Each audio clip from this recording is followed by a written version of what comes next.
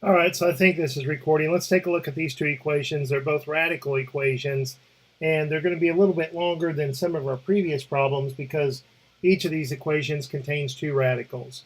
So the first thing to do is to get one of the radicals, to get a radical, a term that contains a radical isolated. That means by itself.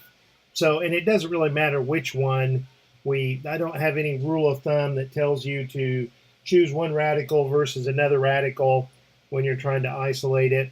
Then we're going to square each side of the equation, isolate the resulting radical again, square it again, solve, check for extraneous solutions. So let's take a look at number 10. Let's add 1 to each side, and we have 3 times the square root of x is equal to 2 plus the square root of x. So let's square each side. When you do a non-invertible operation like squaring, you introduce the possibility of extraneous solutions. On the left-hand side, don't forget to square the 3. And on the right-hand side, recognize that exponents do not distribute. So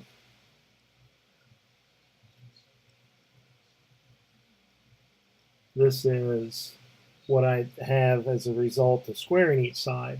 Now, on the right-hand side, we still have a radical, so we want to isolate that radical. So let's subtract 1x from each side of this equation, and let's subtract 4 from each side of this equation. And now we have the term that contains the radical by itself. So we can, well, what I notice here, since I'm not very good at mental arithmetic, I'm always looking at ways and well aware of ways to make the numbers smaller or reduce things to make it easier to work with. I notice that all these terms are divisible by 4. So let's divide everybody by 4. So we've got 2x minus 1 is equal to the square root of x. And now I'm going to square each side. It just makes the numbers smaller, more easier to deal with, and less likely for me to make a silly arithmetic error. You don't have to do it, but the very end, if you don't do it, the very end of the problem, you're going to have to reduce your answer anyway. So on the left, when we square this, exponents don't distribute, and we get 4x squared minus 4x plus 1, and on the right we get x. So let's get this equal to 0. Let's subtract x from each side of this equation, and we have 4x squared minus 5x plus 1 is equal to 0.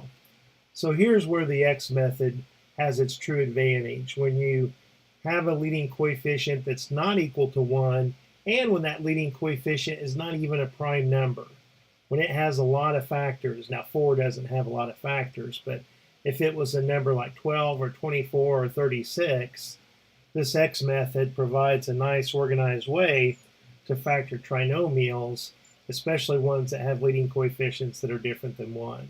So let's place our x over here to the side somewhere.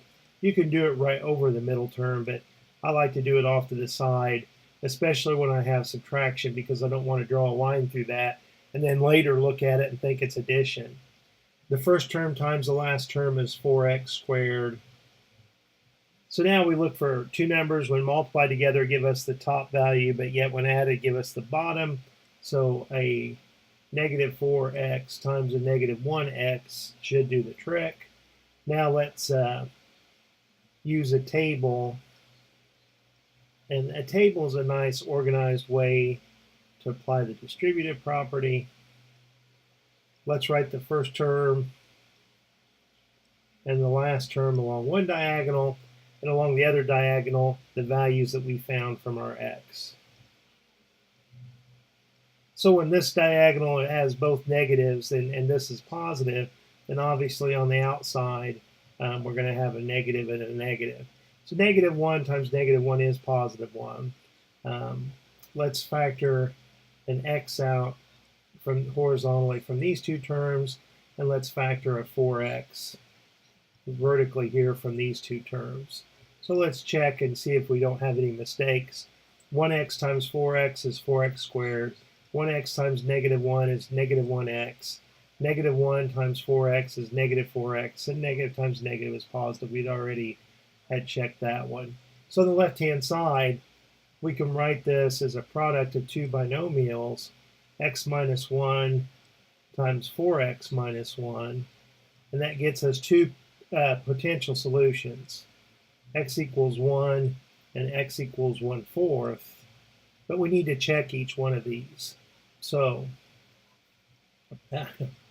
let's check x equals 1. On the left-hand side, let's plug in 1, and we have 3 times the square root of 1 minus 1. And the big question is that equal to 1 plus the square root of 1? Well, this is 3 minus 1, which is 2, and this is 1 plus 1, which is 2. So yes, x equals 1 is the solution to this. So let's check 1/4. 3 times the square root of 1/4 minus 1. Question is that equal to 1 plus the square root of 1/4? The square root of 1/4 is 1/2, and 3 times 1/2 is 3/2. And when you subtract 2, you get 1/2. But on the right-hand side here, we have 1 plus 1/2, which is 3/2, and those are not equal to each other. So this x equals 1/4 is extraneous, and our only solution is x equals 1. All right, let's do number 11, but I'm going to just go ahead and erase my check here to give myself some room for number 11. All right.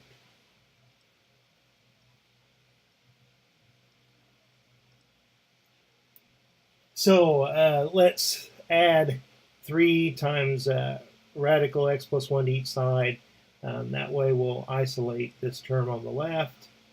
And actually we isolate the term on the right as well.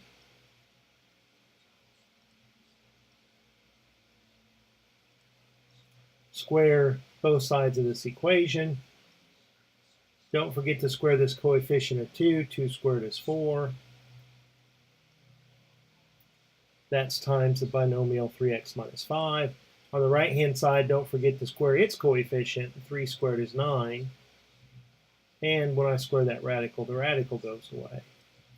So let's distribute on each side, and I'll have 12x minus 20, and over here, 9x plus 9. So if I subtract 9x from each side, I'll have 3x. If I add 20 to each side, I'll have 29. And if I divide, I have 29 divided by 3.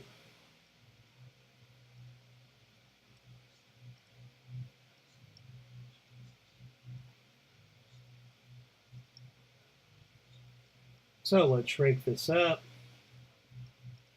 Let's check that answer, because we knew that when we squared both sides of the equation, we introduced the possibility of an extraneous solution. So on the left-hand side, we have 2 times the square root of 3 times 29 over 3 minus 5. And the question is will that equal the value on the right? Oops, no, I wasn't paying attention. If we subtract 3 times x plus 1, 29 over 3 plus 1, I'm going to write 1 as 3 over 3. And the question is, does this result in 0? So here, when I multiply, these 3's cancel, and 29 minus 5 is 24. And here, let's see, minus 3, 29 plus 3 is 32. 32 over 3. Boy, I can't see any way of this equaling 0, but let's keep going. the biggest perfect square that divides 24 is 4. So this is the square root of 4 times the square root of 6, or I can pull out a 2 from there. 2 times 2 is 4. And if I rationalize this denominator here, 3 times 3 is 9, but the square root of 9 is 3. And 3 times 32 is 96. And here, let's shrink this up.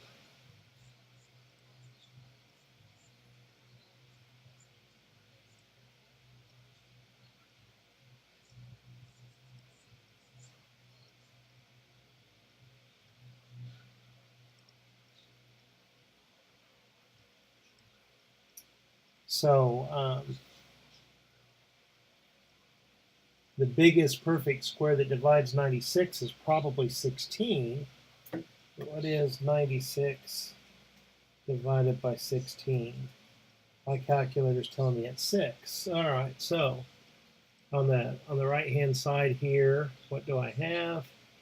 4 radical 6 minus, well, the square root of 16 is 4. And this is, what I have left is radical 6. So what do you know? This is 0. Okay. That was not evident to me early on when I was looking at these numbers. I was almost ready to say, well, it doesn't check. But it does check. And our answer is my favorite fraction, 29 over 3. All right. Talk to you later. Bye.